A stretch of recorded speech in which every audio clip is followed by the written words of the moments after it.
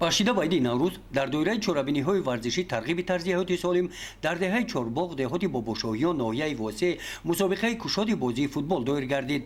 Чорабинии мазкур бо иқдоми муассисаи давлатии мактаби варзиши рақами 1 роҳандозӣ гардида, дар он дастаҳои футболбозон аз ҷамоатҳои шаҳрак ва деҳот ва ноҳияҳои минтақаи Кӯлоб даъват гардиданд.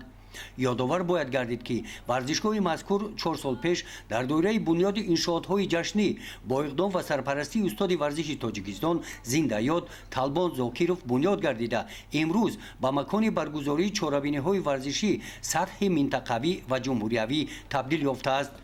дар ин мусобиқа бозии аввал байни дастаҳои деҳаи Навобод ва деҳоти Тугарак ва дастаи Гулистони деҳоти Гулистон бо пирӯзии бозингарони деҳаи Навобод анҷом ёфт. мусобиқа 3 рӯз идома ёфта, ғолибони 3 ҷойи аввал бо ҷом ва мукофотҳои пулӣ қадр карда мешаванд.